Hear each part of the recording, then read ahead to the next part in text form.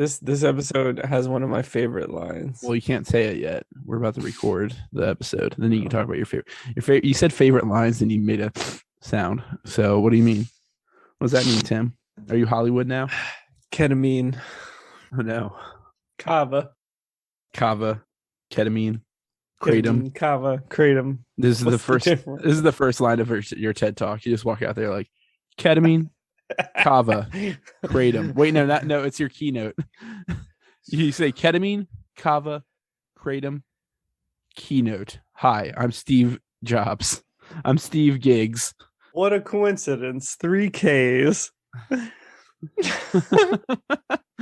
And then immediately they do like the playing you off music comes on and they grab a hook and pull you off stage.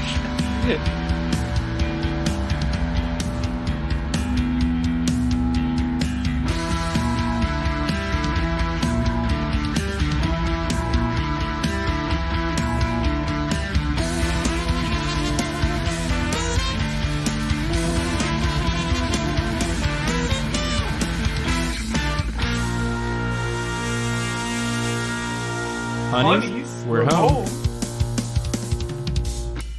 Hello and welcome to Sinclairity A Dinosaurs Tale. I am your host. We're gonna need another Timmy along with my co-host. Hey, I mean, does it even matter? Never. Does it? Nothing matters. I'm just I'm sorry, man. I watched this episode of Dinosaurs this week, but like we do for this podcast that we do, and I just kind of just I hit like I think I'm like humbling myself to the void. You know what I mean? Yeah, I mean it's about time that we kind of just give up. No, that was like 20 episodes ago. What do you mean? I don't know. I would say okay. You know what? For you I tip. Hey, I'm Ben Hand Up Me. And welcome to our show about the show from the 90s, Dinosaurs. All that. Oh, I got it wrong again. I tried to guess. I wanted to do like is there an All That podcast out there? It's probably like hosted by like Josh Server and Lori Beth Denberger or something like that. Right? That's exactly what I was thinking. I just went with the two oldest names I could remember from the show, because I could remember like Amanda Bynes, but she wasn't an OG. Yeah, or like what's the Danny Tamborelli? Was he was in it, wasn't he? Yeah. Oh, he wasn't an OG, are you sure? Yeah, he wasn't an OG. He came in later. No, he's the one that like tours or does something, right? Out of the Pete's. No, they have a podcast together, I think. Was it called Podcast and Repodcast? Wait, they weren't Pete and Repeat. That's a different thing. What? I don't they know. They were just named Pete. They were both named Pete. Was Michelle Trachtenberg ever in all that? I believe so. Yeah. She was. I don't know if that. I was joking because I don't think she was, but I feel like they would add her later as a little sister that you pretended to know the whole time, like in the show Buffy. No, I think she was like the weird friend or something. I don't know. Maybe I'm wrong. I haven't watched it in a while. Weird friend. Also, you're talking about Amanda's show, and that's Amanda Bynes. Oh, jeez. Amanda, please. Yeah, well, everyone, welcome our guest tonight, Lori Beth Denberg from All That. This is vital information for idle information for your everyday life. That was the best part of that show. So, I mean, yeah, and her as the librarian is pretty high comedy, highbrow. I know. It's just so good. She predicted the MTV show like Silent Library. Oh boy. I've never seen that show. I've only seen clips from the episode that has all the WWE guys on it. And it's pretty funny. That's it. And like most of those people don't even work there anymore. oh look, okay, I verified it. Michelle Trachtenberg, you were thinking of the show, the movie Euro Trip. That's what she's in. She's not in All That. Oh my god, it's Harriet the Spy. Oh, I have that on VHS. It's my prized collection because when I was 6, I got in trouble for saying mean things about people in a journal that I had. And my mom told me I had to go apologize to all those people. I'm like, that's insane. Like, why would I go show them I said something mean about them, then apologize? What did you say about Rosie O'Donnell? I mean, I said that she shouldn't have been in there while she was taking a bath. It's weird. She's not part of the family. I said she shouldn't have gone out late on that date that one time. She went on a date while she was babysitting. Yeah. Well, Ben, we're here today to talk about our favorite family from TV, the Sinclairs. Oh yeah, I'm always wrong when we do these. Speak at the same time. And what episode? We're doing episode 69 of 4 of the podcast. 69 of 4. Plus 4. This is the 4th 69. Or 69 plus 4. It's the 5th 69. But 34, 35. I plead the 69th. But yeah, this season 4, episode 3, the greatest story ever sold. An episode that was taped on July 28th, the day after my birthday, the day after my 3rd birthday in 1993. And it was released June 22, 1994, right before my 4th birthday, which was probably my favorite. Wow. Yeah, I got really fucking wasted. Did you drink out of something that was full of beer but also people's cigarettes? Is that like a thing you're supposed to do on your birthday? That's something that happened to a friend of mine when he was very young. He drank something that people had been putting out their cigarettes. Cigarette juice is always wasted on the young. Yeah. If I ever start vaping, Ben, I'm gonna get cigarette juice flavored vape. You should get straight edge tattoos first, just to make sure it's funnier. Oh yeah, you're right. Always commit to the bit. Here's what I gotta say though: straight edge existed before vape existed, so vaping is straight edge. It didn't predict it. I mean, like I think anything that, not like another. You can't be like this type of alcohol. It was just made this year. It's still alcohol, but vaping, some of it is not even tobacco. I don't think. Wait a minute, you're allowed to smoke spice. Oh, I don't know. We don't. I'm Mandalorian, Ben. I don't trade in spice or smoke it. Oh, is that I didn't know that was a thing. That's uncalled for. The Mandalorian would have saved us a lot of trouble in real life if he was around back in the 1400s or whatever. 1400s? I don't know. Whenever people were overspicing. Overspicing? You mean are you talking about like trading with China and stuff? What do you or like the the people down to the southern tip of India and the Tamil Kings, nobody knows. Like I just mean we wouldn't have found America because people wouldn't be trying to find alternate trade routes. That's true. And then people that were already in America could have just continued to fucking live it up. Yeah. Imagine if that never happened, Ben. We'd be British. You and I. You'd be not Italian, Irish. You'd be Irish. I'm not. I'd probably still be British, honestly. The Irish probably would have never gotten their independence. That's true. So what came first, the British or the Irish? Wait, so what we tackle in this week's episode, which surprisingly was not written by Tim Doyle. I kind of the whole time I thought it was written by Tim Doyle. Yeah, it had big Tim Doyle vibes going on in this episode. It was definitely big Doyle energy. I feel like I made a note of that, but I guess I didn't. I made a note of it for us, so it's fine. Because I wrote written by Peter Ocko and Adam Barr, who wrote Monster Under the Bed, Wilderness Weekend, We Are Not Alone, Germ Warfare, just a bunch of forgettable episodes for the most part. Yeah, which is funny because I don't think this episode is forgettable at all. I think they found their legs. This episode is their legs. Yeah. It only took three episodes in this season 4 for it to get better. Yeah, out of 14 total in this season. It's a little rough start. That's what happens when you start with Brian Henson directing the first episode, just saying. Yeah. He should come back to interning. Please come back. Please come back. But we do have it directed by a classic, Tom Turbovic. Enormous dick energy. Yeah. Or Doyle energy, rather. Way better than that Brian guy. Yeah, for sure. We know our boys. It's Bruce Bilson. It's Tom Turbovic. They use them for everything. But this episode is about Baby asking Earl where dinosaurs came from and why. And the questions are repeated throughout all of Pangea and raise a panic until the chief elders declare all questions can be answered by their newfound religion, Taoism. No, potatoism. I'm so glad we finally get a religion. I think in it's this fucked up it show. took this long, because that could have been a theme throughout the whole podcast, but because of the nature of me not being able to look ahead. I know. We could have had potato jokes the whole time. Look at that. It all comes full circle, Ben. Irish, potatoes. I was in a ska band called Atomic Potato. Yeah. Dickie Bear's going to be the ska messiah to bring anti-vaccine to ska. And my wedding will not have a potato bar. Is that wait, are potato bars things, or is that just you're just talking about alcohol? Yeah. Oh yeah. I'm gonna shout him out because it's our guy, but cousin Ryan at his wedding, he instead of like you get like a plate of food or whatever, he had just like a giant spread, and there were just like different stations that you could get food from.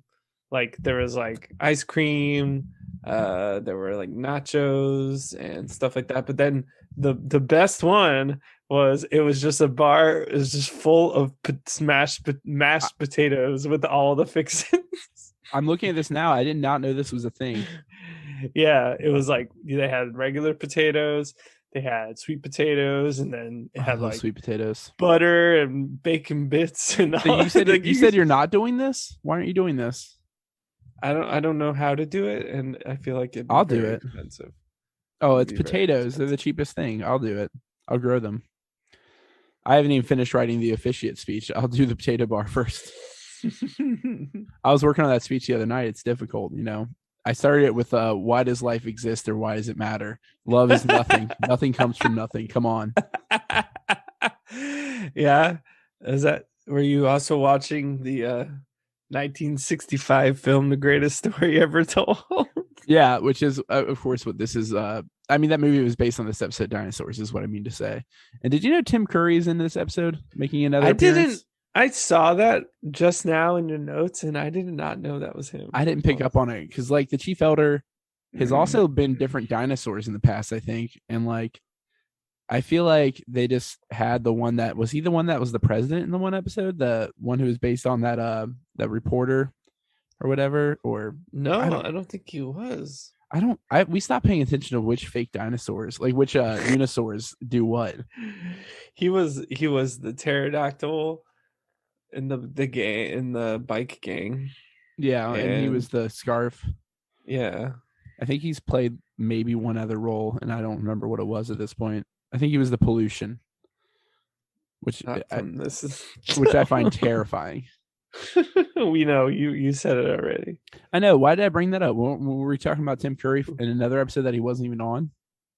I think you brought him up when you were talking about this episode when we were previewing it. Oh, yeah, we don't know. Nobody knows. I don't think I would have done that. I didn't know that information yet, but I'm ready to get into this episode because if nothing matters, everything does. Yeah. So we open at nighttime. Earl's with the baby, and he's reading The Three Little Pigs, but it's all dinosaurs. The Too Hot for TV edition. Yeah, like it's at the Dilophosaurus and the Three Little Brachiosaurs. Mm-hmm. And he's trying to tell he's telling the story here and there, and baby is just not doesn't want to go to sleep. Which, okay, so it's probably not, but there's some continuity here because in the first episode baby could not sleep either. But yeah, well, I think in the first episode, the baby is like, but no, he's watching TV and baby's hitting him and trying to bite him and stuff. I don't think it's about sleeping in the first episode. Oh wait, it does happen later in the episode. Yeah, he can't see because he's scared of them. He's scared of the monster under the bed. Oh, the first episode of this season. I was thinking about like yeah.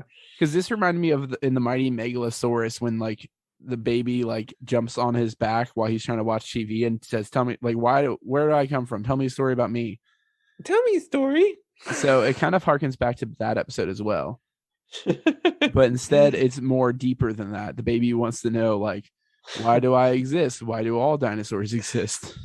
Yeah, but it's so funny because he's just like, "Daddy, I'm awake," and then Earl's just like, "It's baby's bedtime. Daddy's got to get on with the rest of his life." Yeah, he says if he starts reading one story to him, it'll be another story, then another story, then he'll be reading all the time, and they'll be learning new things together. And he's like, and then where will the TV be? Like, you got to put in time with the TV. So great. But then, I do like he tries to get away with telling him a story about himself wanting to grow up and sing show tunes. That's consistent. Baby's just immediately heard it. But so the story about himself, it's this is the catalyst for the whole existential crisis this episode is, because like it's easy to start with children just asking why in response to everything, which I think is like a thing kids do as like a meme. Like they find out that kids do it because they see it in movies, then they just start doing it to be annoying. Why? Yeah, you can tell them anything. Yeah, it's happened to me recently with a kid, and I was just like, it doesn't matter. Why don't you shut the fuck up? You know? Yeah, that's how you talk to kids. Assert yourself, assert dominance. Shut the fuck up, kid. But either way, Earl tries to come up with answers, but it essentially just fries his brain. And he goes to work. He's at work next day, and he's freaking out. He's like, all the coworkers are freaking out, and like they thought they existed because to do stuff for Mr. Richfield until Earl ruins it. Yeah, but my favorite line in it is when Sid Turtlepuss, he's like, what is it? Do we exist? Does this donut exist? And like Earl's just like, you gotta calm down, man. You start questioning the existence of snack food and the whole world falls apart. He was right. I mean, that harkens back to the episode of The Simpsons with the toaster and the time traveling and the donut. Yeah. Donuts are very important apparently because they can unfold both the Simpsons world and the dinosaurs world. It's something about dads who work and donuts, because all dads are cops. They just go together. Yeah. You think it's the whole? They're trying to fill it with not in the gross sense. I mean, like in a metaphorical sense. I think they're doing both, honestly. Yeah, you might be right. Speaking of, you might be right. I might be crazy. You sound just like Mr. Richfield just now. Yeah. So Mr. Richfield gets involved in this debate, which his explanation of why they exist is to push down trees. So Turtlepuss is right. Notice I wrote him as Turtle Guy in the notes because at that moment I couldn't remember his name. Turtle Guy. Later in the notes, I remembered it. He's like, you exist to push down trees so cities can be built for dinosaurs to live in so they can push down more trees. Nothing comes from nothing. He just gets stuck in this loop. And then we go right to the theme song. But I was thinking that the cold open would just be Earl and Baby, and then they would go to work. But instead they went Earl, Baby, work. I think maybe they tried it the other way, but then they realized when Mr. Richfield shouts, it's a weird transition from that to just being back at the house where Fran's neglecting the baby while pondering the existence of life. Which he's already over. He doesn't give a shit about the void. Yeah, he doesn't care. He just wants food, and Fran just keeps like not giving him food, like trying to like put the spoon in his mouth, and getting distracted by her thoughts. Yeah, and Charlene comes home and she's all frustrated, and because Robbie runs school. Like, yeah, like everyone freaked out and they shut down the school, which would be great, except for this nagging feeling that life is empty and meaningless. That's like, I felt so much when she said that. Like it echoed through my brain. It's like I might as well be at school if I'm like, it doesn't matter where I'm at if everything's meaningless. But Robbie, he's excited, because he loves that everyone is talking, questioning things. Yeah, this is his fucking day to shine. He's like Socrates or some shit, like in this world full of non-philosophers. Right. And then Earl comes in. He's just like, his like brain is melting. It's great. And, that's right. Yeah. He yells and he comes to the door and he just immediately just like, Fran, shoot me. Yeah, and thank God Charlene saves him by pointing out that they can watch TV. Yeah, so they go to TV and we get welcome back to Thank Goodness You'll Watch Anything on ABC. TGIF. Now back to living in a house. Yeah. So this is another reason I thought it was a Tim Doyle episode, because we immediately we got like the denying of religion and like social norms. Then we have the TV gag where it's this stereotypical sitcom of like the dad mocks the mom's cooking and the young child makes some kind of like out of character cute comment about not being a roast wrestler, like a way kids do not talk. It's like, I don't know, like he's got a catchphrase and everything. Mm-hmm. Yeah. And then Charlene melts, like she's like, it's like being wrapped in a warm blanket of cheese. Which is wild. That's a wild way to think of TV. Yeah, but then we get my dad. The news. Yeah, Howard comes on and he has an existential crisis on air. Yeah, and a very like he starts quoting Holden Caulfield a lot. He calls everything phony. My phony desk. And then and then it cuts to like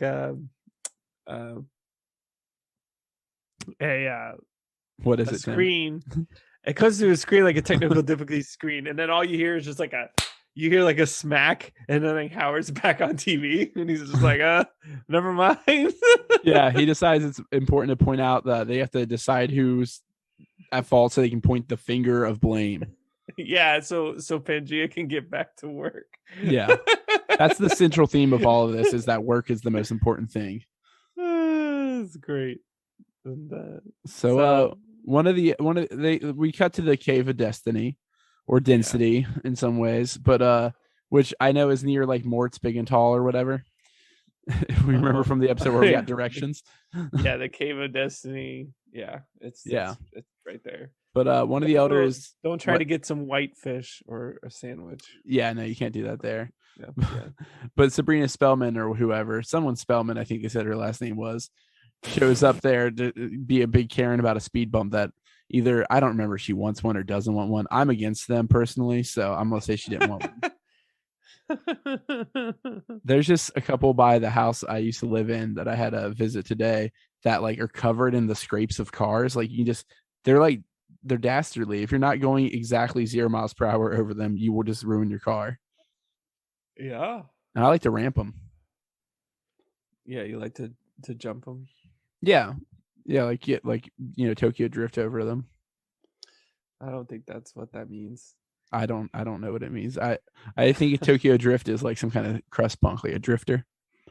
It makes sense to me, but so we're dealing with the Cave of Destiny again. They're in line, but once it gets to them, they oh no, he announces the Karen. She's not even there. He just announces the Spellman and the speed bump. That's why I couldn't remember what side she was on about it. Yeah, because he read the wrong name. Yeah, he wasn't looking up yet until he saw Baby Sinclair, and he was like, "Oh shit." Yeah, and so Baby Sinclair and Earl are there to be charged with the tearing asunder the very social fabric of all Pangea, which is like exactly the type of crime that Baby would get into. Well, but all the while though, Baby doesn't care. Yeah, he's over it, but he's still going to be tried for it. And they say because of the vexing and unwelcome questions of this child, the economy is ruined, the government is on the verge of collapse, and riots in the streets. Riots in the streets. Yes, Roman. I don't know what I tried to like. Yeah, Roman Reigns is in the streets. Finally. But Earl instructs the Baby to apologize, which he tries to do, but that's not enough. He has to pay for his crime because that's justice. And he questions it. He's like, because that's justice, and he's like, "What's justice?" It's a system of laws and rules that dinosaurs have formulated to live by. Why? Fuck. So they all realize the problem here. Yeah, like the one elder is just like, see, he's doing it again. Rhoda says, "You see what I'm up against?" So Robbie's here though, and he pitches a ball of reason. He says, "Why punish him when the questions are already out there? So they should just punish everybody." They decide. Yeah. So they do, but first they got all the greatest minds of Pangea to come together. This could have been like, they should have made this like really funny, like all the greatest minds they pulled together should have been characters throughout the show instead of just like some philosopher. I wrote dressed racistly as far as I could tell, but I do not remember what this philosopher was wearing. But I guess maybe like a Cleveland Indians hat or something. I don't know. Yeah, but of course they also had to get the biggest boob in all of the land. Yeah, to compare, Earl. Like so that he can decide. Yeah, because that'd be the lowest common denominator that they decide what's the best answer for. Yeah. For the first one, on my notes, all I wrote is "yikes." I am believing that all life sprang from the glistening drop of dew from the nose of a frog as it leapt from the celestial lily pad and the enormous pond of time. And then Earl's just like, the fuck? Next. And then we get the preacher, the Jesus lizard. Yeah, I believe that we are here on Earth to spread charity and goodwill amongst all dinosaurs. For only through good works and sacrifice can we find peace and a sense of purpose, and finally come to know why we've been given this blessed gift of life. And they think it's too much work. And Baby says he doesn't have a hat, so he doesn't trust him. Doesn't have a hat. Yeah, that sucks because I'm on board with that guy. I think you had the right idea. But instead, we get the amazing Pitchman who has a hat. Yeah, that's important. He does his best elevator pitch here. Is like, okay, picture this. A giant magic flying potato swoops down, makes a few magical gestures, bing, bang, boom, universe. So, I mean, like, this is why your wedding needs a fucking potato bar. Bing, bang, boom. How else are you going to attract the great potato? Yeah, and Earl's just like, oh my god, he's like, wait, are we talking about a baked potato? Yeah, it can be baked, slathered in butter maybe.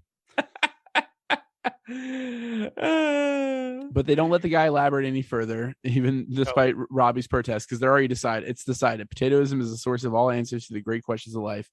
We'll iron the rest out after lunch because they're all hungry because of potato talk. Yeah, but yeah, well, after they just decide that, he's like, wait, you don't want to hear more? As if he had more. This is all coming on the fly for this guy. Yeah, but it was a good elevator pitch. I'm sure this is probably one of Tim Doyle's. He probably thought of that. Yeah, you know what, I forgot that they just kind of ascribe the episodes to a person, even if they weren't the only, like, not all of them were just mainly written by one person or a duo in this case, but they were still group written. So Tim Doyle definitely got his hands all over this. When you were watching this, did you also think of a potato flew around? Yes, of course I did. You know what? I meant to start off by just doing that. Yeah. That's the national anthem of potatoism. I thought it was whatever the Irish national anthem is, which is probably the "I Lost My Leg" by Dropkick Murphys. Shipping up to Boston, Ireland. Well, I guarantee there's a Boston, Ireland. Why else would that city be called that? I don't know, man. Guess what? Boston is a village in North County Clare, Ireland. Knew it. Oh my god, that's where all those people come from. Yeah, that's where they all come from. That's where they park the car. The mighty Boston. They get the khakis. My Boston's. Oh yeah, I forgot that their whole thing was they're the bosses at Tones, but they're also from Boston. Oh, okay, that's clever. You guys, you shouldn't break up. Yeah, just get a new just grit your teeth and bear it.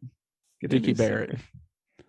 Get Angelo Moore. Remember when he got fired from the radio station that he worked for because he made a comment about how they played the same song too much? Like, he needs to learn how to play ball, man. He did that, Dickie? Yeah, back in it was like 2000s. He was a host of a radio station. He made some comment, just offhand remark like, yeah, it seems like we play the song kind of like 20 times a day. And then he got fired.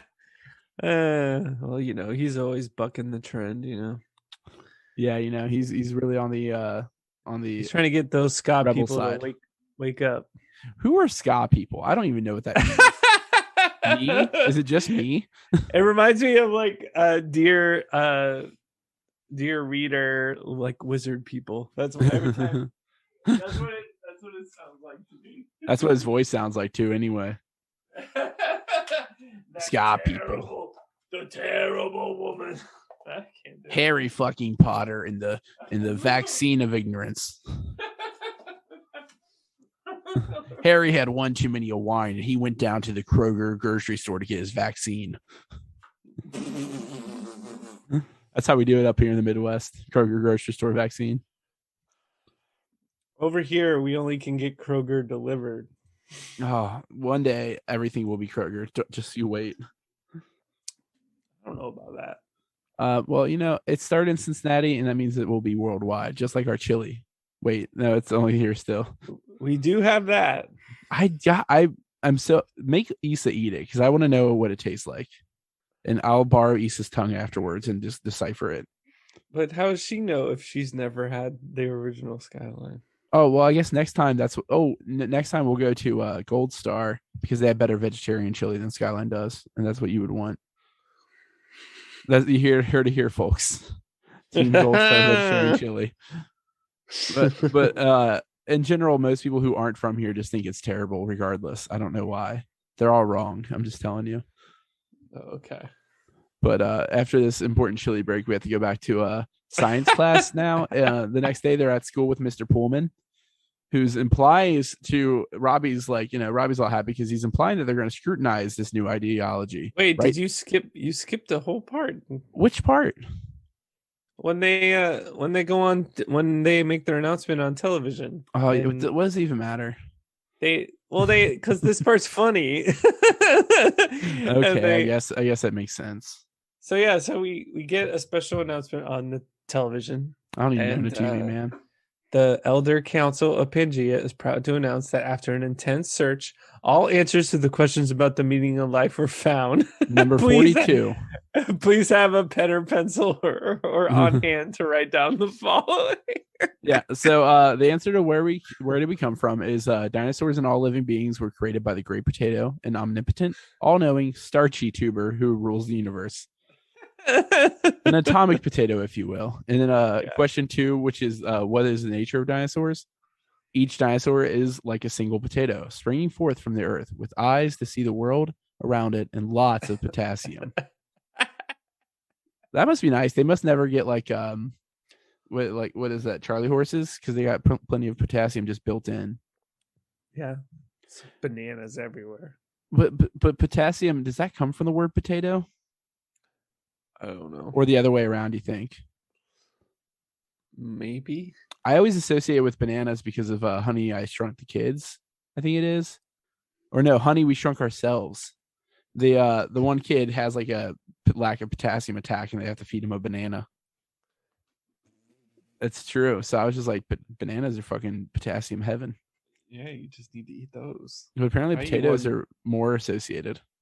I eat one every day. Do you really? I want that kind of wealth. What is a banana, like $10? Go see a Star Wars. Go see a Star Wars. Here's $20.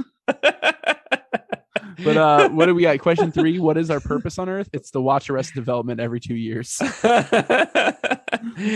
to serve the great potato by giving our troubled, questioning minds a rest. It's confident that the great book of potato will provide all the answers we need. So potatoism. Now let's get back to work. So Robbie's like, what the fuck? But everybody else is just like, all right, man, let's return to our Kafkaesque existence. And Lucille, Fran understands Robbie's concern, but she suggests that sometimes it's better to have some answers rather than no answers at all. Besides, like, what harm could it do to believe in a potato god? Yeah, and we get now we get to Mr. Pullman in science class. Now I don't even care about this part anymore because his life and there. So Mr. Pullman brings up the announcement of potatoism, and he has the book, and Robbie, of course, is immediately questioning this. He's like, this is supposed to be a science class, but there's nothing scientific about it. That's not so. We have beakers, Bunsen burners, gross squiggly things floating in jars. Robbie's concerned about what will happen to society if they quit asking these questions and instead, just let that book run their lives. Yeah, and that's Pullman's answer, though. He's like, no, but I do believe the answer is on page 476. So Robbie's not buying it, and so of course there's only one thing left to do, which is he looks through the book real quick: loss of a loved one, marital strife, radial tire maintenance. What to turn your podcast into when you run out of all 4 seasons of a show. Oh, here it is. Refusal to accept potatoism. Robert Sinclair, you are hereby expelled from high school and outcast from society. Your life will now spiral downwards into oblivion. And then he's like, and we will now recite the Pledge of Potatoes. So this is now, we move to a scene where Earl and the rest of the family are stoked to get home and watch the potato shit that's on TV. The hour of the potato. That's what they call. Yeah. But Charlene is quickly noting that Robbie must not be home from school yet. And so they all hail the great potato. And they get to watch the chief elder inform Pangea that they plan to simplify the potato shit even further by answering questions they've not even thought of yet. Like, should I work late even though I'm not getting paid for it? This is like the straight up King James version ass shit. Like the government immediately being like, how do we work this though? Oh, it's so great. Should I send the government extra money for income tax? Yeah, of course you should, as much as you can. Yes. So that's why I don't trust income tax. And then Fran asks Earl, is like, hey, do you want rice or stuffing for dinner? And he's just like, the answer is stuffing. So Robbie comes in to let them know that they're all being brainwashed. Which it's hard to tell people that they're being brainwashed because their brain is all washy. That's my conclusion. Also, their brains are pretty small. So yeah, and smooth. Like almonds. But Robbie says, Fran asks where he's been. He says he's been spiraling downward into oblivion. Robbie gives his expulsion letter. He's like, your son Robert Sinclair was expelled from school today for rejecting all known beliefs and threatening to obliterate the foundations of social order. Again, what is it with you?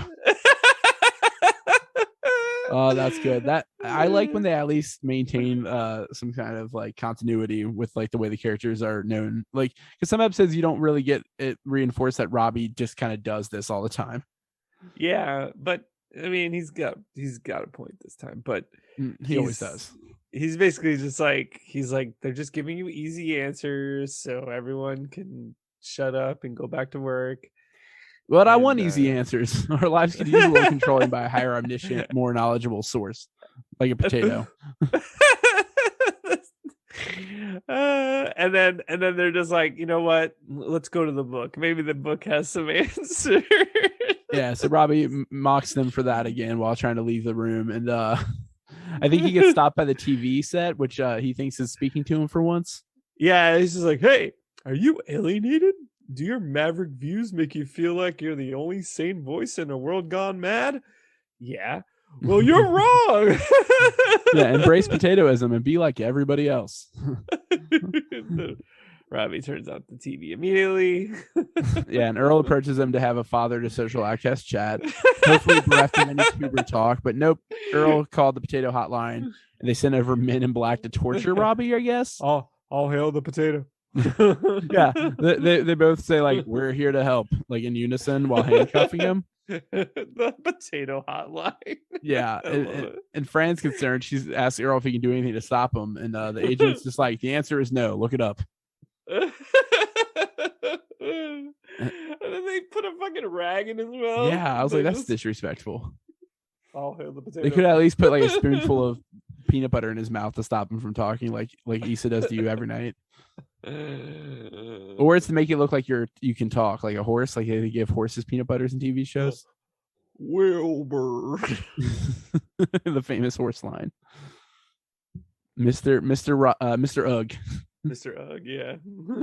But they stop him from putting forth his troubling questions. They hail the potato, And even though Earl is still unconvinced that he made a mistake, he just shouts out to Robbie like, "Hey, one day we'll look back on this and have a good hearty laugh," while he starts crying. Yeah, and so we cut to basically like a ritualistic sacrificial burning. Yeah. And could you have asked for better weather? And so I'm gonna start to think that this is a parable for like Christianity or something. I don't know.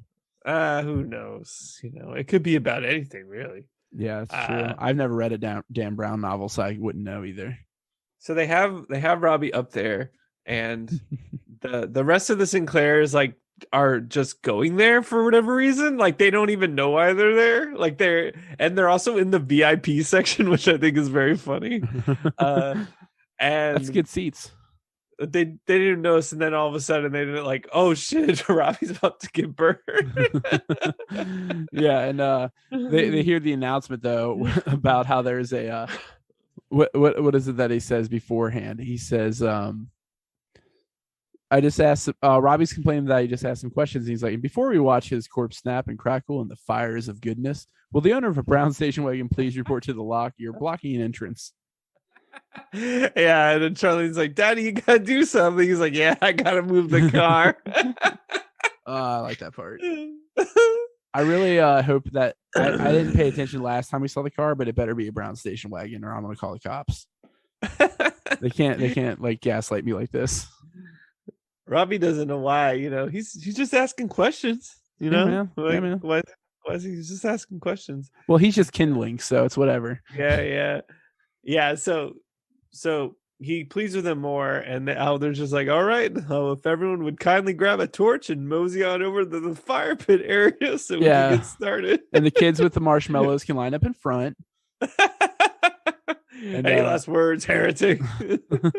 Yeah, he's sorry. He's not really sorry, but he's just trying to, not die, which is smart. Yeah. He's like, I take it all back and I'm really sorry. And he's like, you're also kindling. So he instructs them to light the fire, but Earl gives up on the book loudly, I guess, so everyone's paying attention to that still somehow. He's like, I guess it doesn't have all the answers. Yeah, which lands him in the same place. Yeah, because the crowd's just like, and so they're both at the stake now. Hail the potato, huh, Dad? I picture that with Bart Simpson saying it for some reason. I missed when hail the potato, huh, Dad? But I was like, I can't do a Bart Simpson voice at all. Yeah, and Robbie's just like, see, Dad, no one cares about searching for the truth. All they want is easy answers. Ooh, look, marshmallow s'mores. Fran, of course, is just like, can't anyone stop this? And nothing on earth can alter the sacred will of the potato. I like how he says potato in the same way that fucking Lord of the Rings, the hobbits say it when they're, is it Sam or like he's like potatoes? Yeah, I wanted you to say they're saying it just like the Lord of the Rings, like the Lord of the Rings. That's his name. You remember that little Lord of the Ring? That's what I call all the characters. Just the description. There's that human Lord of the Ring. There's that elf big Lord of the Ring. Yeah, you got the big one, the little one. No, the Lord of the Ring that was in 51st Dates. He comes up and he says potatoes. But luckily, the wind comes in and takes out the fire. Yeah, so is that God? Like, or is it just happenstance? It's the potato. But if it's a potato, like, then there's flew around the room and blew out the fire. What if it's like, okay, so the elder tries to explain this fallacy by like saying like, mere mortals cannot comprehend the potato's actions, and like they're like, what the fuck that, which is good because most people just are fine with that fucking rule. They're just like, yeah, you're right, we don't understand anything. But like we learned from Royal Oil, nothing comes from nothing. So here's the thing is they're going to try to answer this question, the chicken and the egg, or the dinosaur and the egg, which came first, dinosaur or the egg? What's the answer, Tim? Yeah. It's the dinosaur. I mean, eggs existed before dinosaurs existed as a general concept, but are we talking about a specific dinosaur egg? No. It's the little tiny organisms in the sea, Ben. The Cambrian explosion, that's when the eggs started forming.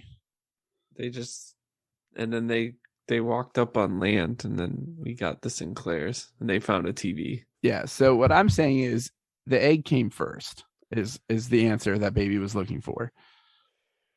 Well, I guess you got all the answers, huh, Ben? Well, look, you could argue that the dinosaur came first, but it really depends on which school of evolutionary thought you follow.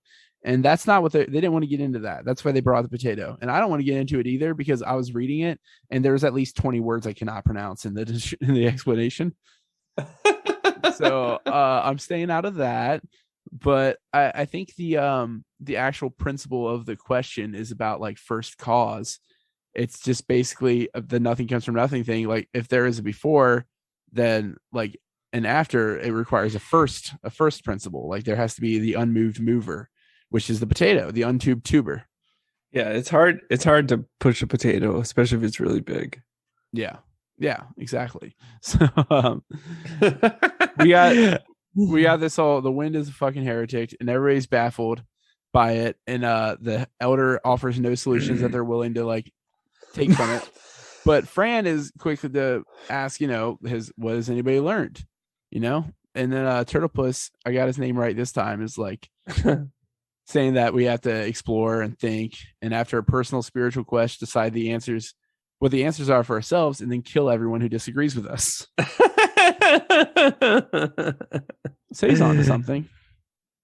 Yeah, that was good. I mean, that's, I was waiting. If you were going to be adamant about the dinosaur being first, I was going to kill you. So I'm glad that we moved past that part. That's good. You can kill me through the screen. Do you have a microwave? Kiss me through the phone. If you have a microwave, I'll talk to some Russians and we'll figure out how to do this. Oh, don't talk about Russia. I forgot that's the 2 rules of our podcast. Only one Harry Potter mention. Which sucks because I was going to bring up the fact that in the 7th book they find out to get into the Ravenclaw corridor dormitory, you have to answer like a riddle, and the one is which came first, the Phoenix or the Flame? I was going to say Tom. Tom came first. Tom from MySpace? Oh, Tom Riddle. I get you. Fucking clever. Yep. But anyway, so Fran suggests a very American thing, that everyone should be allowed to believe what they want. Apparently that's supposed to be American.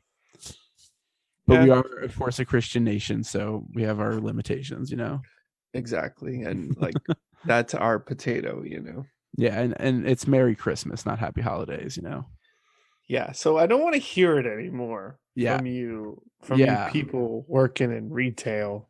Yeah, exactly. Sick of it.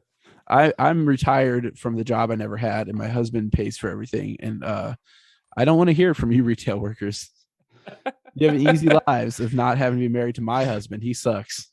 You retail workers.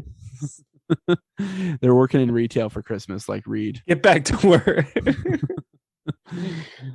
They all working at Cave Mart. And so we get a few school of thoughts. We don't just have, you remember the history of the world in 20 minutes video where he's like, you can make a religion of that. So now we have that moment of this where Turtlepuss suggests that maybe it's the universe was coughed up by the great congested warthog. Right. And Mindy, for whatever reason, who's in this episode, says, what if we were forked out of the flaky crust of a steaming chicken pot pie? Yeah.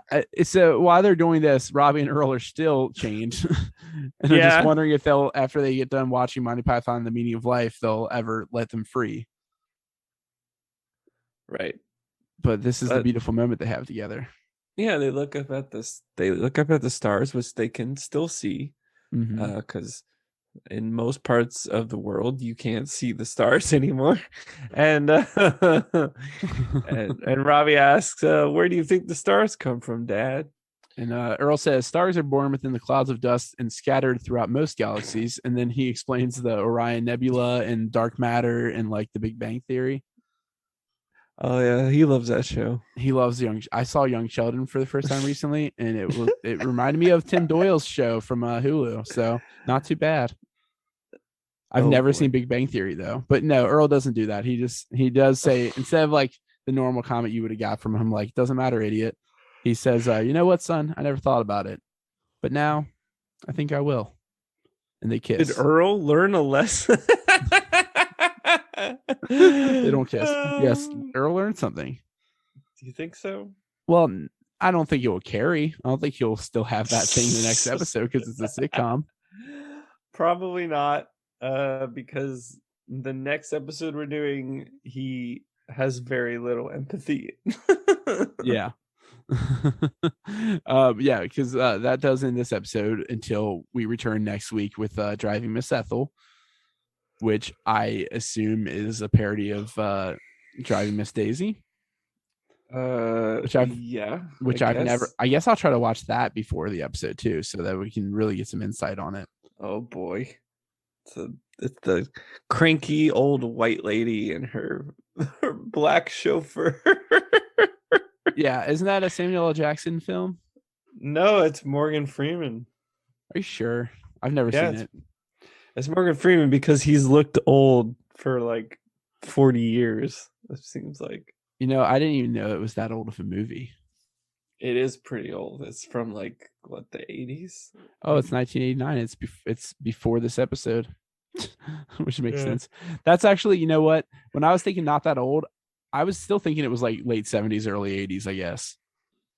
But that's actually kind of newer than I thought it was because I'm looking at screenshots from it and it looks old as fuck. Yeah. No, this lady's just old as fuck. I don't know when it's based either. Like the time, it might be just like modern. It's actually supposed to take place in 2022. They just thought the future was not going to change. I know that's called Green Book. What was that other movie that was like the same thing? Yeah, I saw that in theaters and I fell asleep a couple times, but it was with that one, the human Lord of the Rings guy, the king. He was the main character. Viggo Mortensen? Yeah, and I didn't know. The whole time I did not know because he does not look the same. Well, yeah, when he like cuts his hair and stuff, you can't tell. He just looked, and he was like, I'm pretty sure he was also like Italian or something in the movie. And I just really did not pick up on that. You know what the problem with that movie was? Is it was only one of the Farrelly brothers. His brother needed to be there to ring it in. I assume is the bad one. If Peter must be the bad one. Peter. Yeah, you know they call those guys Dumb and Dumber off set. But which is also what people probably refer to us as, unfortunately. But yeah, we'll maybe you know what? I'm feeling a little bit more hopeful about life after we finish discussing that episode. I feel like Earl's willingness to grow really made me feel like maybe everything isn't just shit wall to wall. Maybe there's that shit everywhere, you know? Yeah. I mean, let's we can close this by well, right now we'll pronounce what we personally believe is the meaning of life. So Tim, you have 2 seconds to think of the meaning of life. You ready? 2 seconds? Yeah, I'll count you in. All right. What is the meaning of life? 1, 2. Machine Gun Kelly. I was gonna say Eminem. Oh no. Your meaning of life like eliminates my meaning of life. It depends on who you think won that rap battle. I think MGK won that rap battle. I saw very I don't know why I didn't share this with you, Ben, but I saw a funny tweet that was just like, if Machine Gun Kelly is doing pop punk now, maybe that means that he'll kill that too. You just can't trust him with a machine gun. No, you know, it just sprays everywhere, you know? So who knows what else he could kill? I mean, he kind of killed emo. So that's true. Speaking of killing it, thanks to Jeremy Hunter from We Are the Union Scotcha Network for doing the theme song for this podcast of ours, this little pet project. And you can check out their stuff on Spotify, YouTube. You can be a Patreon supporter like one of us is. And which one of us is it? I don't remember. Which one of us are Patreon followers? You. Yep, that's right. If you watch the videos, you'll see my name really fast. I think Jer played played at the Wonder Years show the other night.